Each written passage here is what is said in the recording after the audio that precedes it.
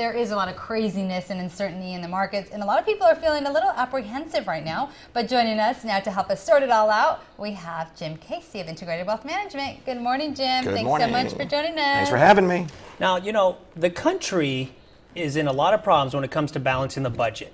But I guess the best way to tackle that problem is to start the youth on how to be fiscally responsible. How do you do that? You start early. You start early. I mean, everybody, well, many people give their children an allowance. I say the first thing you do is take out taxes. Doesn't make me popular with kids of America these days. But really, if they get $10 a week, that puts them in a 10% tax bracket. Give them 9. Nice. They're going to say, hey, Mom, you shortchanged me. But you said, no, you got to pay your taxes. So that's my number one. That's a great idea. I've never heard of that. That is really neat. Because then you get the idea of paying taxes early. You got to get used to it anyway. Got to get used to it early. Number 2, what would you do number 2?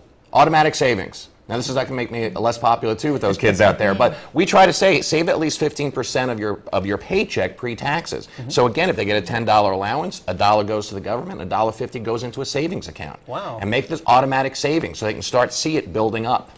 Okay, what are some of the other ones in your top 6? This is going to make me a little bit more popular with the kids. Then I say match. You know, get them used to what a 401k is all about really early on. So as a parent, you can take that $1.50 out, put it into a savings account, but tell them you're going to match it 50 cents on the dollar. So they get another 75 cents, and they start seeing that money grow. Wow. I feel like I'm learning something. There you go. This is the one I like, number 5, because I'm sure a lot of parents can deal with this one or relate to it.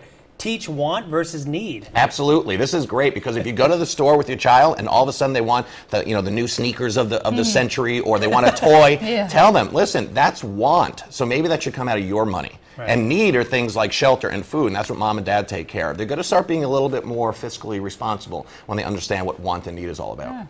And of course, number 6 seems to be the most important one here is it's making an everyday thing. Everyday thing. I remember it so vividly, probably why I'm in this business now, thanks to Mom.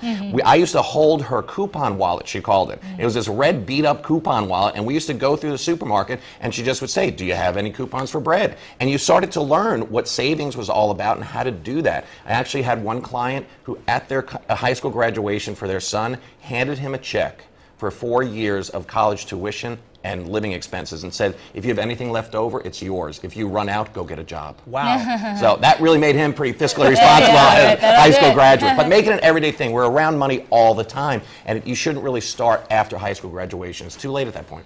So parents, if you find yourself at the store and you're having to tell your kid no because it's not a need, it's a want, you may want to check out Jim Casey online so you can find out more on how you can teach your children how to be fiscally responsible. There's the information right there. Jim Casey is the president and CEO of Integrated Wealth Management, IWMGMT.com.